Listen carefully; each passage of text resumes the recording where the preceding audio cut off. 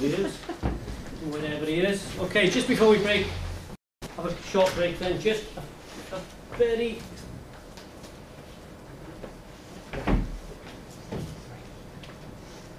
quick and very simple presentation, as you can see.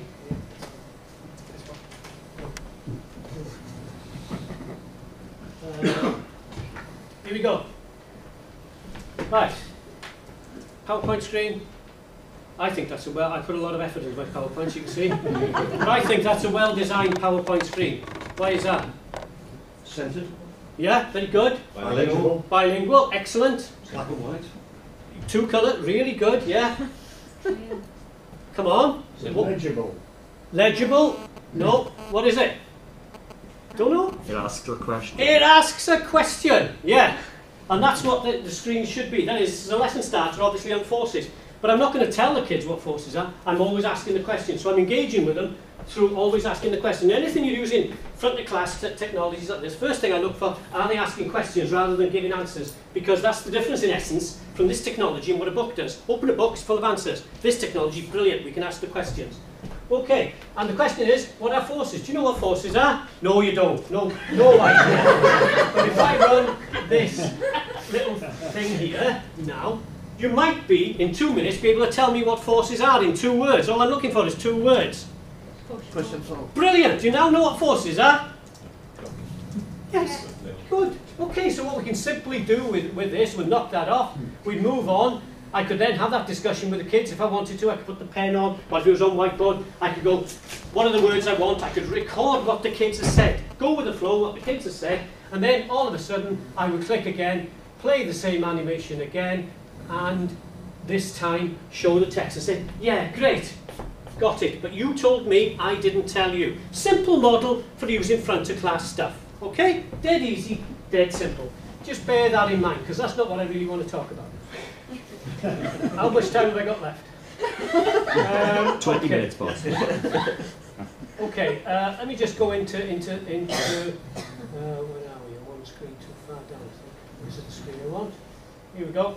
Right, when we at NGFL Cymru do inset or go around schools talking to teachers or colleges, very often that's the sort of options we do. We can't do it all in the time we have very often, but as you can see, we look at the resources, obviously. 5,000, 4,000, I can't remember how many resources there. Literacy and numeracy, we're doing a lot down that route in the last year. We look at the teaching. How does this really affect the teaching? We've got a good practice section, which I'll talk about later. But what I want to go here is down this road here. And people forget about the grid. Sometimes they think it's just that big bank of stuff, resources, and I just have to use them as they are. Because really, because of the digital nature and the way we stack them up, they are very easy to adapt. Now, I'm not going to go down the first one. I was doing this with postgrad certificate students in a few colleges last week. I was going down through this with them. And obviously, you can download the documents and edit them. You can download the PowerPoints and edit them. You can download the whiteboard screens and edit them, which is great because you can change them. But going down a little bit deeper than that, you can also adapt much of our stuff. And what I mean by adapting, if it is in generic software, and this is a PowerPoint, believe it or not, this is a PowerPoint created by one of our field officers not long ago. Quickly get into the meat of it. That's the PowerPoint screen. It's in Welsh, but it doesn't matter. That's just to challenge you a little bit further and make sure you're awake. What it's about, and look what's at the top. What's at the top of the screen? Questions. Brilliant. You've learned something today. Okay. What it is asking the migration to the USA, was it a push factor? Was it a pull factor? Now, it would be dead easy for me to create a PowerPoint. The push factor's where bang, bang, bang, bang, bang, clap, clap, clap comes on. The pull factor's where bang, bang, bang. But here, the kids have got to work it out, or we work it out as a group, and simply, as you can see, you just click here, and they'll go to the side. And I'm going with the flow. Whatever the kids tell me, I think that was a push, I think that was a pull, that was a push, that was a pull, that was a push. So we've gone like that, and that's the pattern we've had as a class. I can get it to answer, so it'll answer me, and all the green ones are right. This was wrong with this. Why did you say that? You said that over there. Why did you say that? Well, look, that was that. And then we can discuss it, and we can see what they were. Much, much better than just delivering the answer. So, but what I'm saying is, that is a tool. That is, you can download that PowerPoint. All you've got to do is open it the backup, change the text boxes, and you've got a tool in any subject, anything you want to divide 2 ways, it's there to be used as a tool. So that's what I mean by adapting the stuff. There's some clever stuff being built up there on the site, in whiteboard software, in generic software, in things you can get into, but look at it as something you can change to do what you want to do. Look beyond the subject. So that's what I mean by that. Emulating, I haven't got time to go down here, but what we got there, we build a lot of stuff in Flash. How close I can get to that, we do show how close I can get to that in whiteboard software or PowerPoint or whatever.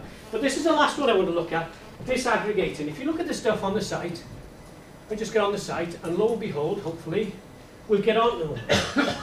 You see I'm working in my second language today, aren't I? Okay, we can get on to this forces piece of work. And you can see there's two options, open or download. If I open it, you'll be able to see how the resource runs online, and you can see when I go into the first section of this on forces where that little animation is. It's part of 13 pages of that level of work. I can go in and another section and see some more of that stuff, but it doesn't matter about all of that. That's where it sits on the site. But if I take the download option, it comes onto my desktop as a zip file, okay? And all you need to do with that afterwards is unzip it, right-hand button, extract, and it'll create a folder called Forces. Within Forces, you'll have another set of folders. I don't know if you remember the list of colours across the bottom. It relates to, every folder relates to a colour. Within every colour are the pages. The animation I used was on page 1, and lo and behold, there it is. I can take that file away and do what I wish with it. So you've got a massive resource there that you can use if you want, the way we've designed it. But you can also, through downloading, take it down and stack it up as you want. And you know, with the advent of VLEs, I'm creating courses for students maybe to look at things even before they come to the lesson or come to the lecture. Don't forget how you can work with our materials. It doesn't have to be used as we put it together. Now, moving on from that, we've also, the way we design stuff, this is a bit of our new automotive engine technology that Karen's been working with College Siergard to develop. Well, this system that we've been working with at colleges for all our stuff we've done with Siergard and some of the other stuff, it's not to be run in this shell. You download it. All we've done here is put in buckets, a pile of animations for you, a pile of videos, a pile of teacher notes, activity plans. You take that apart and rebuild it as you want it for your students. So if I go into videos, there'll be videos there of something. Oh, it's a fuel system. Funny that, isn't it? There you go. And it just prove it does work. But you know, it's a car. But you see what we mean. You see what we mean. That take it a bit, but we're not. The structure isn't important. It's the bits of content that you can use more effectively. And then we've moved with some content, even to put it in as this is some of our GCSE D&T into. We've worked with Canal to deliver it through a Moodle. So if you're using Moodle, you can download that that work on that element of the D&T course straight into your Moodle. But if you don't have a Moodle, then you can download a section as a zip file. You can download even one single file from it if you want. So it's totally flexible to take it away and reuse and redevelop it. And I think that's the important thing people miss sometimes, that, you know, the fact that you don't have to use it as we actually deliver it to you. And not forgetting that then, if we'll just get back up onto the site for a minute. In that vein, we've also got, within the good practice section of the site, a pile of tools. That is, we're talking now really about not content-rich stuff, but tools that you can adapt.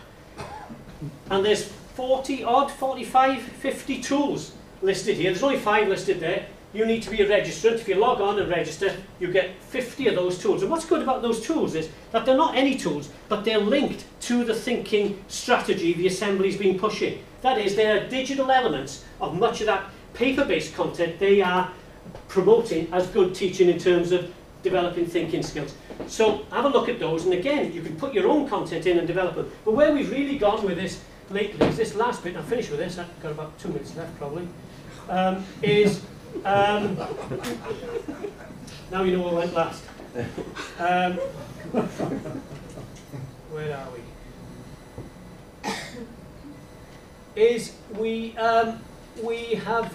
We developed for history as a part of the project, and we didn't really think about it, a timeline for history. It was something about Age of the Princes, if I remember correctly.